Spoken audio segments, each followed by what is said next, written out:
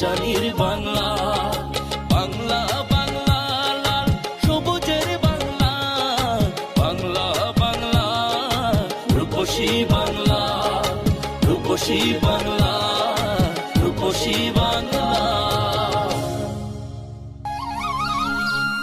কৃষক ভাইরা, শুরু করছি এশিয়ান টেলিভিশনের কৃষি বিষয়ক অনুষ্ঠান রূপসী বাংলা।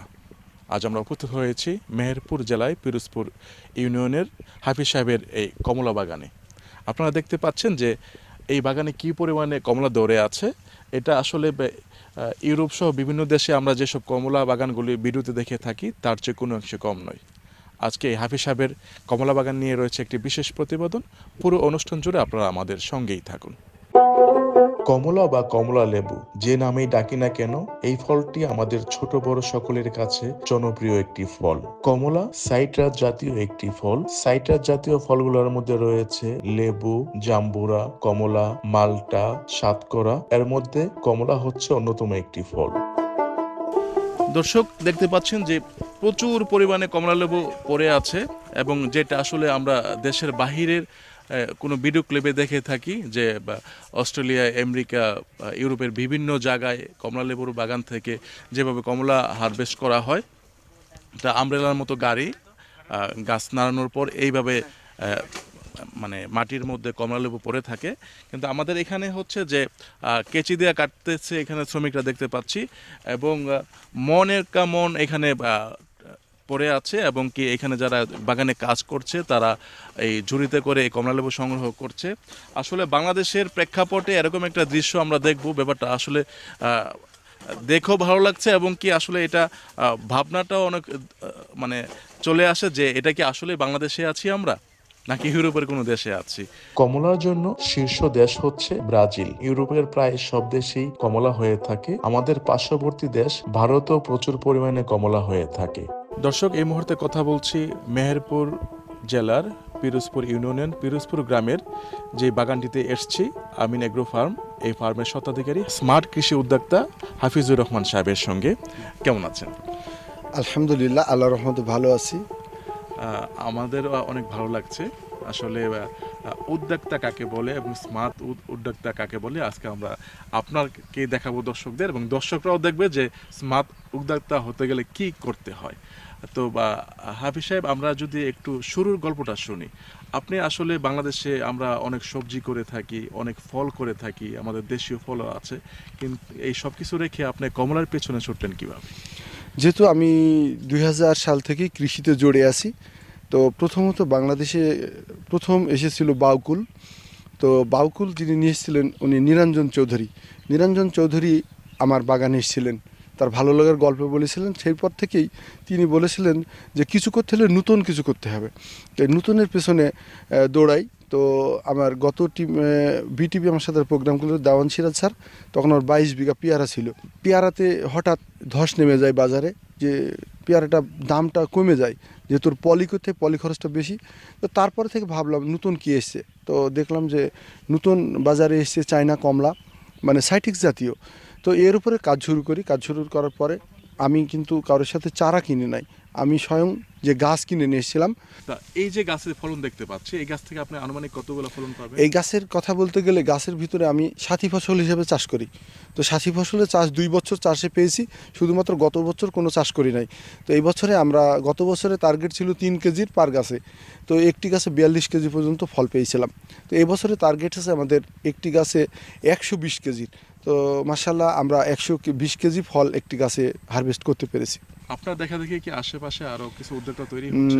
আমার দেখা দেখি বলতে আমার সাথেই আমি 3 জনকে পিরোজপুর গ্রামে আমি চারা দিচ্ছিলাম। তারা খুব সাকসেস, এবং তারা সবসময় আমার সাথে ভালো লাগার কথাটা বলে। এবং এই বছরে প্রায় বেশ কিছু, আমি মূলত চারা তৈরি করি না, আমার নিজের জন্য চারা তৈরি করি। তো এই বছরে আমাকে কিছু চারা তৈরি করতে হচ্ছে, যারা আমাকে অর্ডার দিয়েছে তাদের জন্য প্রায় 40 বিঘার মতন চারার অর্ডার দিয়েছে আমাকে।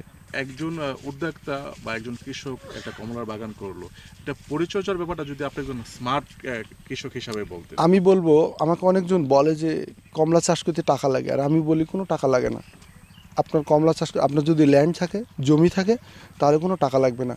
আপনি এই জমির ভিতরে ফুলকপি, বাঁধাকপি, তারপরে যে কোনো সবজি ফসল করেন না কেন সেই ফসলের ভিতরে আপনি অনায়াসে লাগাই দেবেন, কোনো রকম কোনো টেকনোলজি কোনো কিচ্ছু লাগবে না। এক সময় বাংলাদেশে দুই একটি জেলায় কিছু পরিমাণে কমলা হতো, কিন্তু বর্তমানের প্রেক্ষাপট একটু ভিন্ন। দেশের উত্তর পূর্বাঞ্চল জেলা সিলেট ও মৌলভীবাজারের পাহাড়ি জনপদে কমলা ও বিভিন্ন প্রজাতির লেবুর জন্য খ্যাতি দীর্ঘদিনের। সিলেটের কমলা এই নামটি অনেক আগে থেকে শোনা যাচ্ছিল, বিশেষ করে মৌলভীবাজার জেলার জুড়ি এবং শ্রীমঙ্গলে কিছু পরিমাণে কমলা অনেক আগে থেকেই হতো। তবে আমাদের এবারের গন্তব্য সিলেট নয়, এবারের গন্তব্য হচ্ছে মেহেরপুরে।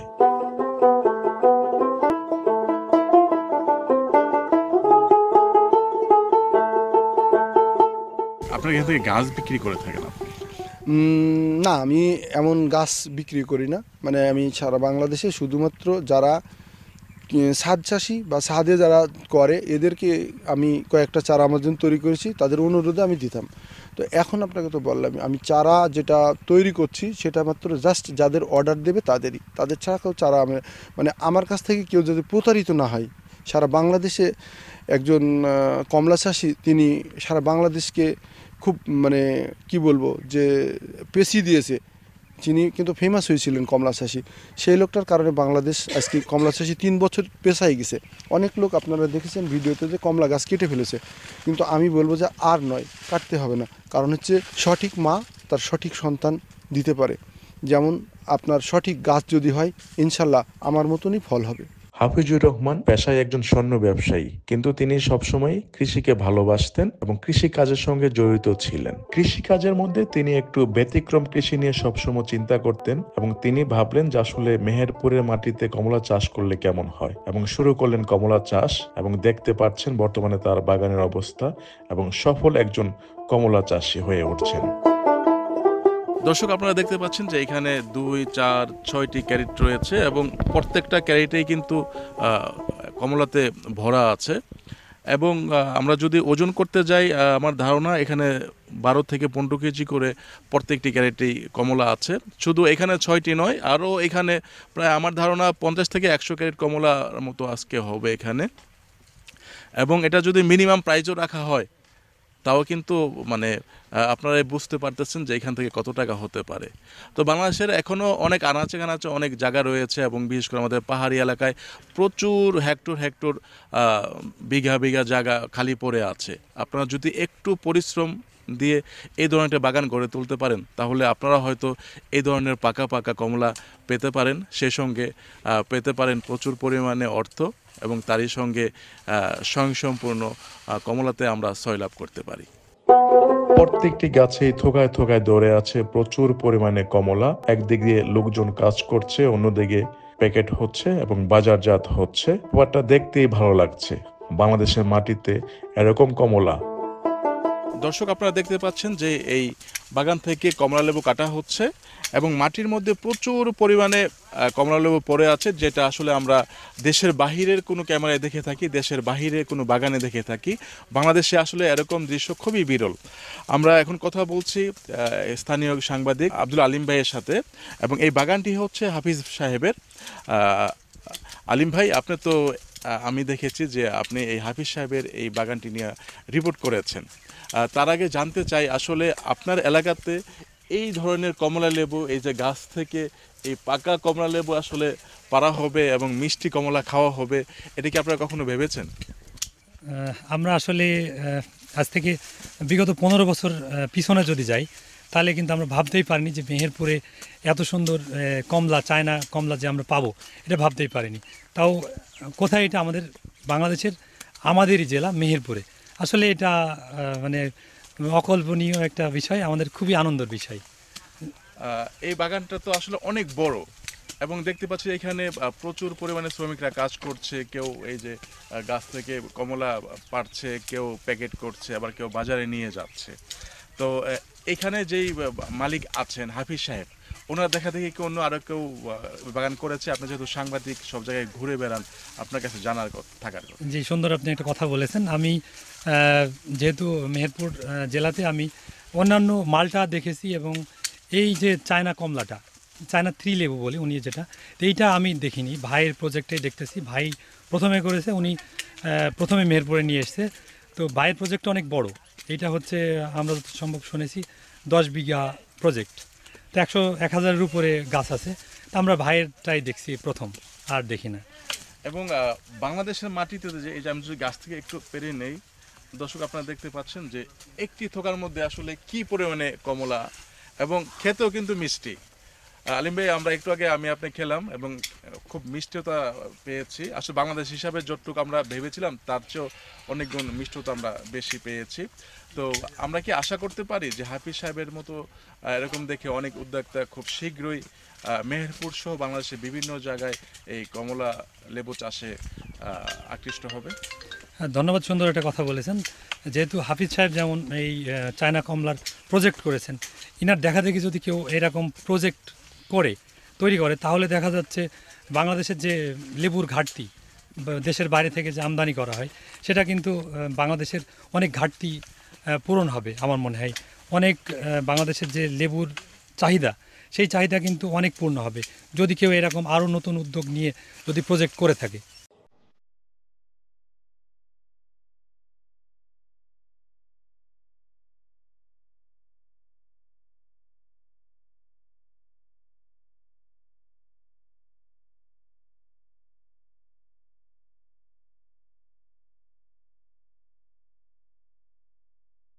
দর্শক, আমরা তো এতক্ষণ বাগানে ঘুরতেছি, এবার একটু একটা কমলা পেরে খেয়ে দেখি কিরকম। হাফিজ ভাই, আমরা একটা কমলা খেয়ে দেখি। জি জি, আমরা কমলা খেয়ে দেখার আগে কমলাটা কেটে দেখাই একটু। আচ্ছা, ধরো, হেল্প করো।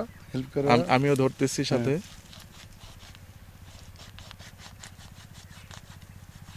এবং রস কিন্তু পড়তেছে, এই যে আমার হাতে রস পড়েছে, এই যে রস। আর এটা ধরেন আপনি, আমরা এইটা দেখাই, দর্শক হয়তো মনে করবে যে কমলা কোথায় থেকে দিচ্ছে না দিচ্ছে। খুব রসালো এবং ভিতরটা পুরা হলুদ পেকে আছে। হাফিজুর রহমান তার বাগানে আরো একটি ঘোষণা তিনি দিয়েছেন, তার বাগানে যেই আসবে একটি কমলা যেন খেয়ে যায়, এবং গাছ থেকে পেরে একটি পাকা কমলা খেয়ে যেতে দেখেছি আমরা অনেককে। আমি একটু এখান থেকে কমলা লেবু ভরার চেষ্টা করছি। আসলে কিছু কাজে আসলে এমনিতে অনেক আনন্দ পাওয়া যায়, কিন্তু কাজ তো আসলে অনেক ধরনের কাজ আছে, কিন্তু গাছ থেকে পাকা কমলা পেরে এই ক্যারেটে ভরবো, এই ব্যাপারটা আসলে আলাদা, এটার অনুভূতি আসলে আলাদা। তো দর্শক, আমরা শুধু মেহেরপুরের পিরোজপুর ইউনিয়নে আসার উদ্দেশ্য একটাই, আমরা আপনাদেরকে একজন সফল উদ্যোক্তা দেখানো, সফল একজন কমলা চাষিকে দেখানো, সেই সঙ্গে আপনারা যেন এখান থেকে ইন্সপায়ার হয়ে আপনারাও এই ধরনের বাগান করেন, এটাই আমাদের মূল লক্ষ্য।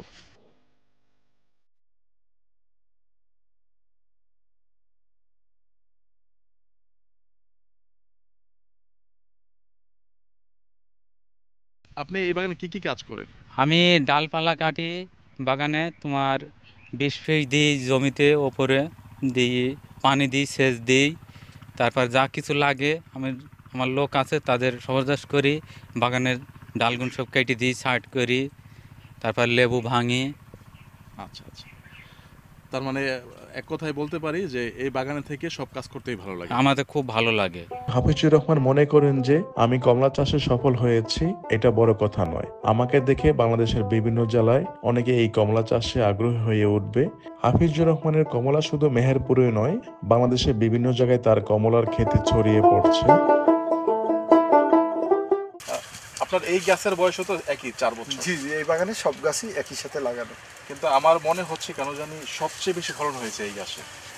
সবচেয়ে ফলন হওয়ার কথা না, এই গাছটাকে আমরা ঢেকে রেখেছি, যেহেতু আমরা দর্শনার্থী যারা আসছে তাদেরকে যাতে দেখাতে পারি। তো আপনি এই গাছটাতেও আপনাকে দেখায় একটা, এই যে এই ডালটাতে খেয়াল করেন কতটা কমলা ছিল, এগুলো ছিঁড়া হয়েছে, এই যে এগুলো সব ছিঁড়া হয়েছে, কিন্তু এই জন্য এই গাছটাকে ঢেকে রেখেছি। এই জন্য আপনার মনে হচ্ছে যেহেতু কমলা আমাদের 10 দিন ধরে হারভেস্ট চলছে, তো সেই ক্ষেত্রে মনে করেন এই গাছটাকে আমরা ভাঙতে দিইনি এই মুহূর্তে, যাতে মানুষজন এসে ছবি তুলছে। তো আর সবচেয়ে মজার কথা হচ্ছে যারা টিকটক বানাচ্ছে বা লাইকেতে মেয়েরা এসে এই গাছটাতে, আচ্ছা, তখন এটা আমরা বলতে পারি ভাইরাল গাছ। ভাইরাল গাছ বলছি, লাইকি গাছ বলে আমরা এখন। এবং দর্শক, আসলে দেখতে পাচ্ছেন যে আমাদের বাংলাদেশে মেহেরপুর জেলার পিরোজপুর ইউনিয়নের পিরোজপুর গ্রামের হাফিজ ভাইয়ের এই বাগানের মানে এই কমলা দেখলে আসলে কার না ভালো লাগবে, এবং ব্যাপারটা আসলে মানে কি বলবো, ভাষায় আসলে আপনারা না আসলে এখানে বোঝার মতো না। এই গাছে আপনার মানে আনুমানিক কত কেজি কমলা হতে পারে? আমাদের আনুমানিক আমরা ধারণা করছি যে গড় 60 কেজি কমলা হবে সব গাছে। 60 কেজি মানে পার গাছ যা আছে এখানে 700 প্লাস গাছ আছে। তো 700 প্লাস গাছে আমরা মনে করছি যে 1.5 ক্যারেট করে মাল, মানে ব্যাপারীতে বলছে যে 1.5 ক্যারেট হবে, তাহলে 1.5 ক্যারেট মানে হচ্ছে 60 কেজি, মানে 1.5 মণ আর কি। হ্যাঁ 1.5 মণ করা হবে। আচ্ছা, আপনার বাগান থেকে এমনি কত করে বিক্রি করছেন? আমরা কমলাটা বাগান থেকে সাধারণত দর্শনার্থী যারা আমাদের বাগানে ভিজিট করছে তাদের জন্য আমরা 100 টাকা নিচ্ছি। আর এটা আমাদের হচ্ছে পাইকারি, এরা আমাদের কাছ থেকেও এই 100 টাকা দামেই কিনছে, 4000 টাকা কিনছে, এটা বাজারে 120 টাকা, কোনো জায়গায় খরচ খরচা দিয়ে 140 টাকা। তো আমার মনে হয় যেন সারা বাংলাদেশের মানুষ 150 টাকার মধ্যে ফলটা তাদের হাতে পৌঁছে যাবে। আচ্ছা, মানে 100 টাকা কেজি হলে দামটা কমই আছে। জি জি জি। এবং কি ফ্রেশ, ফরমালিন মুক্ত? জি জি, ফরমালিন মুক্ত। হাফিজ ভাই, আমাদের এই এশিয়ান টেলিভিশনের পক্ষ থেকে আপনাকে অসংখ্য ধন্যবাদ। আপনার মতো একজন স্মার্ট উদ্যোক্তা এদেশে খুব দরকার, এবং আপনার মতো একজন উদ্যোক্তার মাধ্যমে এই দেশে শত শত উদ্যোক্তা তৈরি হবে। আমাদের অনুষ্ঠানের পক্ষ থেকে আপনাকে আবারও অসংখ্য ধন্যবাদ। আমি চাচ্ছি যে বাংলাদেশে ডলারের যে ঘাটতি, সেটা যদি আমাদের সারা বাংলাদেশে 18 কোটি মানুষ আমরা যদি একটি করেও গাছ লাগাই, তাহলে পারিবারিক চাহিদা এবং পুষ্টি চাহিদা, ভিটামিন সির অভাবটা পূরণ হবে। তো সেজন্য আমি আরেকবার দর্শকদের রিকোয়েস্ট করব যে আপনি ভিডিওটা বসে দেখছেন, টেলিভিশনের সামনে বসে আছেন, তাদেরকে বলবো বসে না থেকে যেখান থেকে হোক, যাদের কাছে অরিজিনাল অথেন্টিক মা গাছ আছে তাদের কাছ থেকে একটি চারা, অনলাইনে হোক আর অফলাইনে হোক, আপনারা একটা লাগাবেন। এটাই আমার শেষ কথা ছিল। ধন্যবাদ আপনাকে। আপনাকে ধন্যবাদ আপনার মূল্যবান সময় দেওয়ার জন্য। আসসালামু আলাইকুম। কৃষক ভাইরা, আপনার খামার, ফসলের মাঠ কিংবা আপনার বাগানের কৃষি সংক্রান্ত যে কোনো তথ্য এবং পরামর্শের জন্য আপনারা আমাদের সঙ্গে যোগাযোগ করতে পারেন 01717988588। কৃষক ভাইরা, মেহেরপুর পিরোজপুর ইউনিয়নের হাফিজ সাহেবের এই কমলা বাগান থেকে শেষ করছি আজকের অনুষ্ঠান রূপসী বাংলা। আগামী পর্ব দেখার আমন্ত্রণ রইল। সেই পর্যন্ত সবাই ভালো থাকবেন, সুস্থ থাকবেন। আল্লাহ হাফিজ।